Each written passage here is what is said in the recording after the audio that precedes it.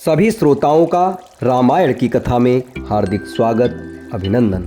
आज के इस वीडियो में आप सभी के सामने प्रस्तुत है स्वर्ण मृग, जो मारीच अपना रूप बदलकर माता सीता के पास गया। बढ़ते हैं कहानी की तरफ। सीता की इच्छा इस अद्भुत मृग को पकड़कर आश्रम में रखने की हुई, अतः वे राम को पुकारते हुई बोली, हे आर्यपुत्र, आप और लक्ष्मण शीघ्र आइए, देखिए कितना सुंदर और अद्भुत स्वर्ण मृग यहाँ विचरण कर रहा है। उस माया मृग को देखकर लक्ष्मण को संदेह हुआ और उन्होंने राम से कहा, तात, मुझे ऐसा प्रतीत होता है कि हमें छलने के लिए इस मृग के रूप में स्वेच्छा रूपधारी मारीच ही आया है। हे जगतपति, इस भूतल पर कहीं भी ऐसा विचित्र रत्नमय मृग नहीं है, अतः निसंदेह ये माया ही है।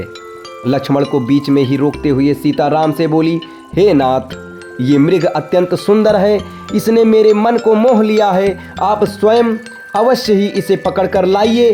जब हम वनवास समाप्त करके अयोध्या लौटेंगे तो ये हमारे प्रासाद की शोभा बढ़ाएगा। यदि यह जीवित न पकड़ा जा सके तो इसे मारकर मृगछाला ही ले आइए, मैं उस पर आपके साथ बैठना चाहती हूँ।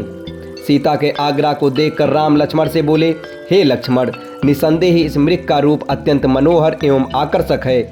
यदि ये पकड़ा नहीं भी गया तो मारा तो अवश्य ही जाएगा। इससे भी संदेह नहीं है कि इसकी मृगछाला मनोहारी होगी।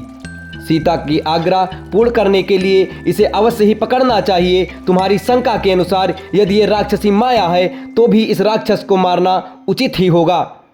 तुम सीता की रक्षा करो, मैं इसे जीवित पकड़ने या मारने के लिए जाता हूँ।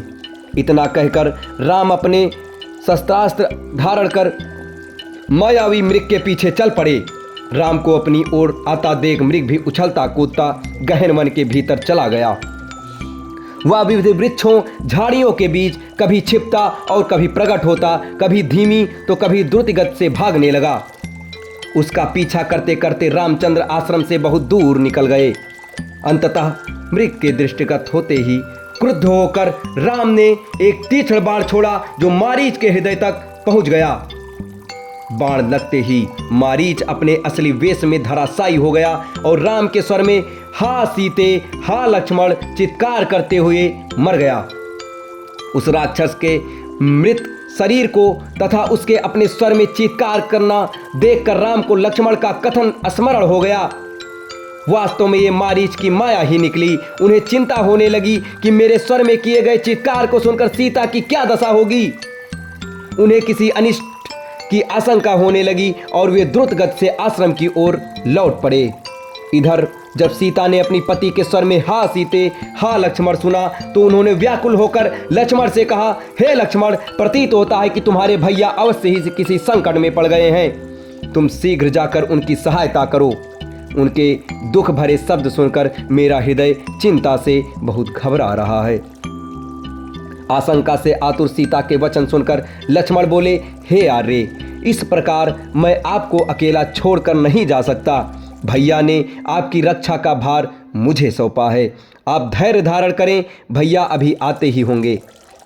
दुखी होकर सीता बोली, लक्ष्मण, ऐसा प्रतीत होता है कि तुम भाई के रूप में उनके शत्रु हो, इसीलिए उनके ऐसे आर्त स्वर सुनकर भी उनकी सहायता के लिए नहीं जाना चाहते। जब उनको ही कुछ हो गया तो मेरी रक्षा से क्या लाभ होगा तुमको। इस प्रकार कहते हुए उनके नेत्रों से अश्रुधारा बहने लगी।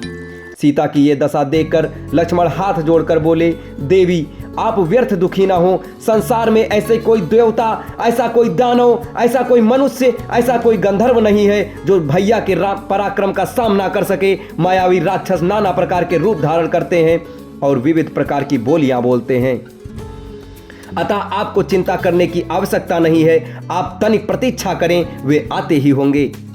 लक्ष्मण के तर्कयुक्त वचनों ने सीता के क्रोध को और बढ़ा दिया।